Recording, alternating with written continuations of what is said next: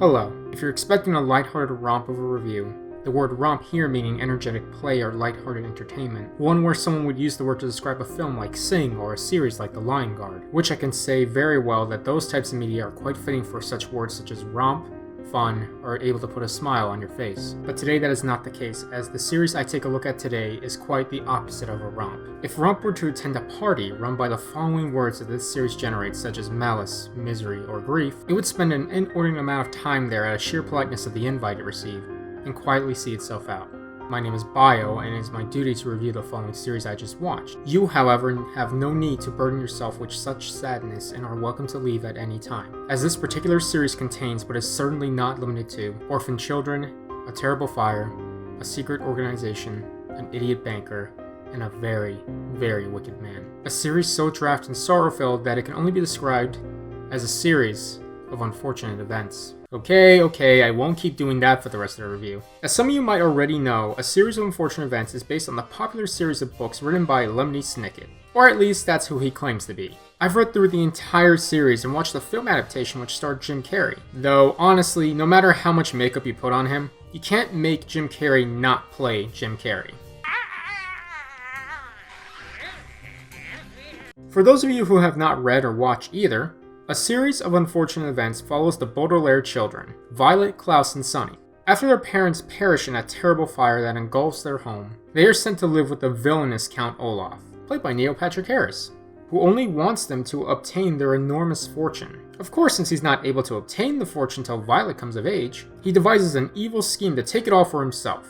Of course, this doesn't work, as anyone with a brain can see through this man, except this guy, as the Baudelaires are sent from home to home, trying to find a place to settle, without the Count constantly coming after them in an assortment of disguises and evil plots. However, what they don't realize is that there's a lot more going on than what it seems, as the Baudelaires have to put together the mystery of their parents' deaths, and their connection to an ever-expanding secret organization that ties their events together. The first season covers the first 4 books: The Bad Beginning, The Reptile Room, The Wide Window, and The Miserable Mill. And how they've adapted these books is so amazing. I didn't think that something could look so beautiful and full of life, but yet look so dark and dreary, as the set design and background capture the dark yet colorful macabre of the books. Of course, none of this would amount to anything without the characters, and I'm very happy to say that they are brought to life with an incredible cast of actors. Patrick Warburton captures one of the most important parts of the series, which is the narration and analysis provided by Lemony Snicket during the events of the books. Patrick provides a very serious and deadpan narration by the author,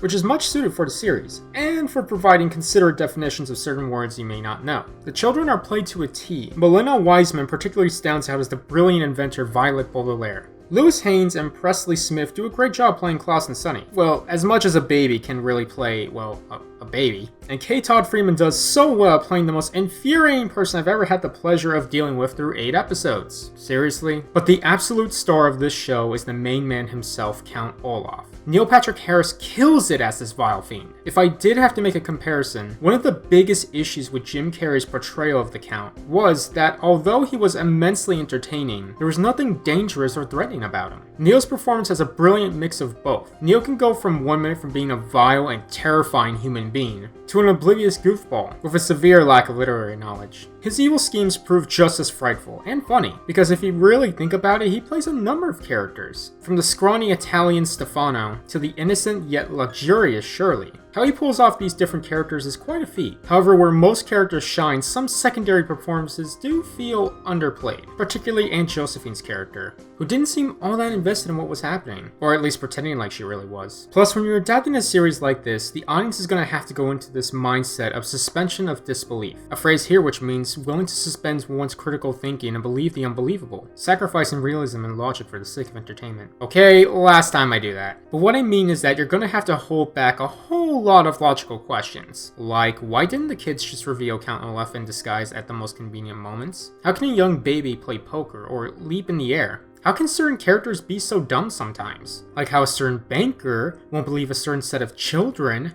about a certain villain, even though they've proved to be right twice beforehand. Seriously? Besides that, though, one of the most compelling aspects of the series is the sense of mystery it brings. All this talk of secret codes, hidden passages, spyglasses, and much more. But went from being a simple evil plot of a diabolical criminal trying to get his hands on an enormous fortune, turns into an elaborate conspiracy, which leaves us with a number of questions, but not a whole lot of answers. At least not yet. With 4 out of 13 books covered already, there's still a long way to go for the series. I certainly can't wait for Season 2 and the continued plight of the Baudelaire children. If you loved this series as much as I did, and want to see a true adaptation of source material, then definitely look no further. And if you're looking for something that's a bit more optimistic and simple, then this certainly would not do. Because a series like this can be ripe with misfortune, and yet still be so incredible.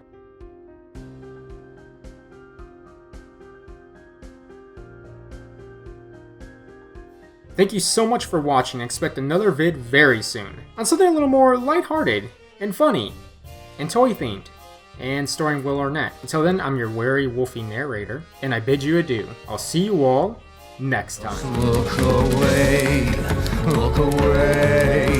There's nothing but horror and inconvenience on the way. Ask any stable person, should I watch, and they will say, look away, look away.